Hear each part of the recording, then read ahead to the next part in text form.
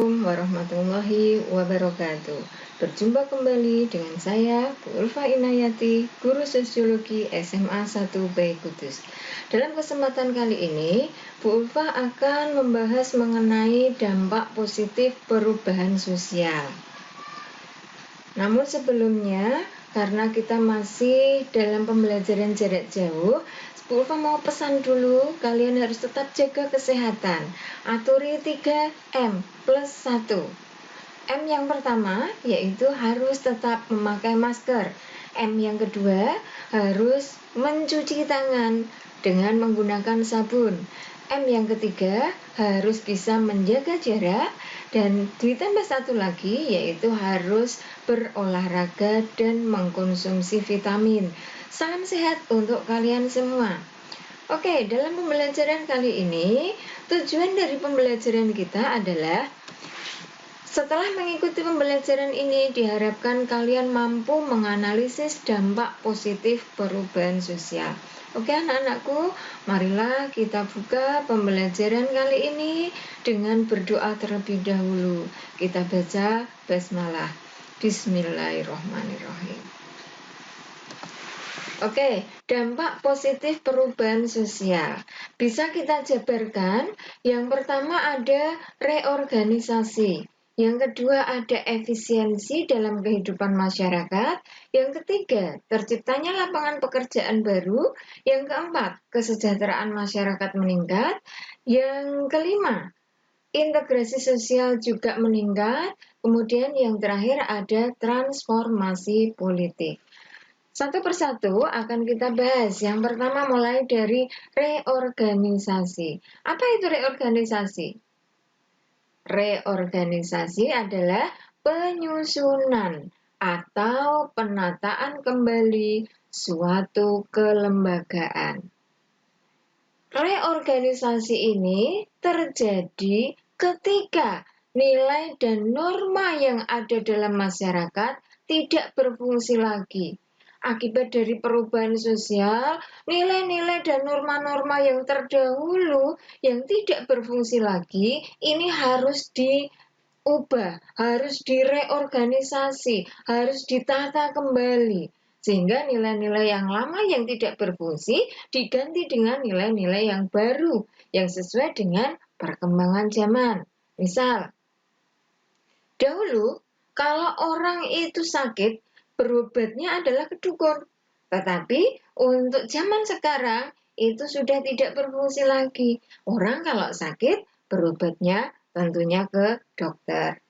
Contoh lain, dulu orang Jawa mempunyai nilai bahwa banyak anak itu akan membawa banyak rezeki. Tetapi ternyata untuk perubahan sosial yang sekarang terjadi, ini nggak bisa nilai tersebut diberlakukan untuk zaman sekarang. Karena kalau banyak anak itu tidak menjadi banyak rezeki, tetapi menjadi semakin bertambah beban untuk menghidupi mereka. Dampak positif yang kedua adalah adanya efisiensi dalam kehidupan masyarakat. Sebagai akibat dari perkembangan teknologi, kehidupan masyarakat sekarang menjadi lebih praktis, lebih mudah dan cepat, dan kehidupan masyarakat menjadi lebih efisien. Contoh, adanya teknologi HP. Dengan teknologi HP, ini menjadikan kita, walaupun kita berada dalam jarak jauh, kita bisa saling berkomunikasi secara langsung. Tidak usah menggunakan surat yang dijawabnya membutuhkan waktu, tetapi dengan handphone kita telepon atau kita video call, di sini kita bisa langsung mendapat jawabannya. Kehidupan kita juga menjadi lebih mudah dengan adanya handphone. Misal, sekarang kalian sekolah pembelajaran jarak jauh dengan daring, maka kita sangat membutuhkan adanya handphone. Kehidupan juga lebih efisien. Kita dalam masa pandemi ini, kita harus membatasi diri dari kerumunan, membatasi diri dari keluar rumah, sehingga bagaimana untuk mencukupi kebutuhan hidup kita? Nah, kita bisa memanfaatkan handphone untuk belanja secara online. Sehingga kehidupan masyarakat menjadi lebih praktis, lebih mudah, lebih cepat, dan juga lebih efisien. Yang ketiga, terciptanya lapangan kerja baru.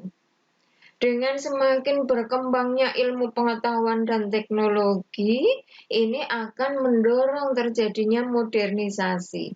Dalam modernisasi, ini akan mendorong berkembangnya industrialisasi, di mana industrialisasi ini banyak menyerap tenaga kerja, sehingga dengan dibukanya banyak industri, ini akan banyak tenaga kerja yang tertampung di situ. Sehingga dengan industrialisasi, ini dapat mengurangi tingkat pengangguran.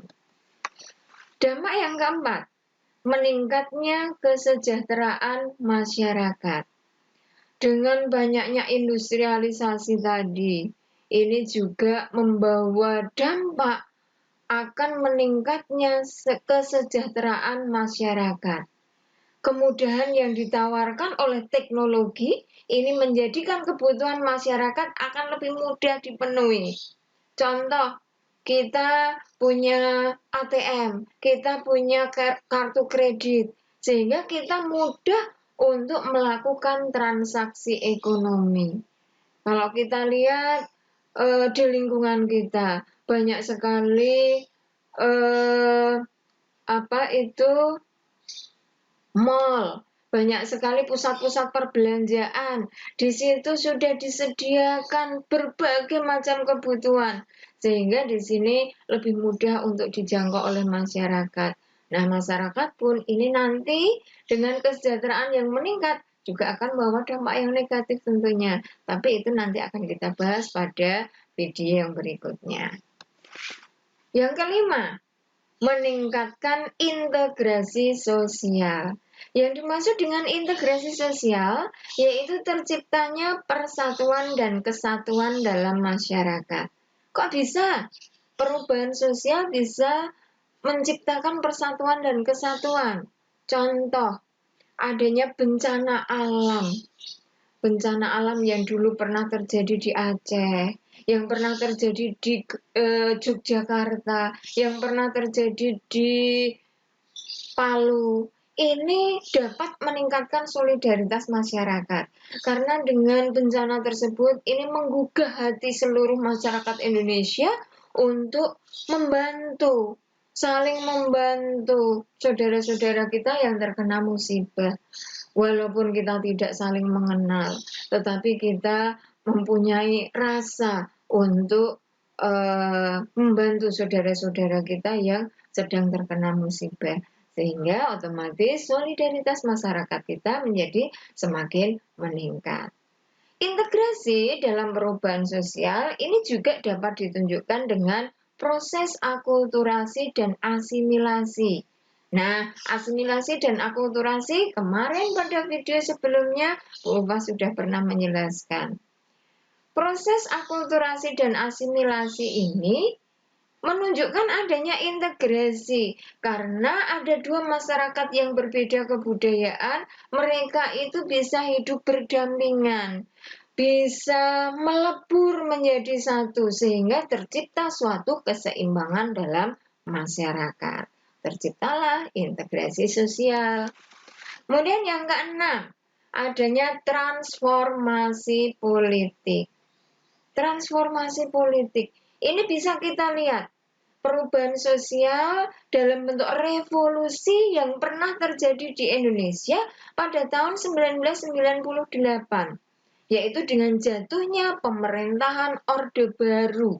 Di sini mengakibatkan terjadinya transformasi politik, di mana sistem politik di Indonesia ini banyak sekali mengalami perubahan. Demokratisasi yang dulunya berkembang pada masa Orde Baru ini meningkat. Demokratisasi pada masa reformasi ini mendorong kebebasan masyarakat untuk berekspresi dan mengeluarkan pendapat. Sehingga masyarakat merasa bahwa kalau hanya 3 partai saja yang mengikuti pemilu, ini aspirasi masyarakat belum bisa tersalurkan semua.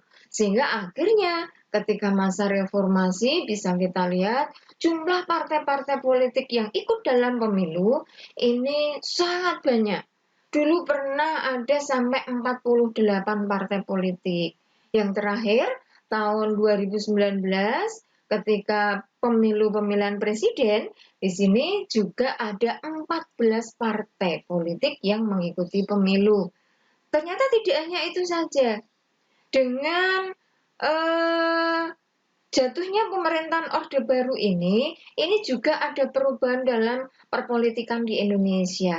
Kalau dulu ketika masa Orde Baru tidak ada pembatasan masa jabatan presiden, tetapi setelah reformasi maka sudah ada jabatan pembatasan masa jabatan presiden, yaitu maksimal hanya 2 kali periode saja.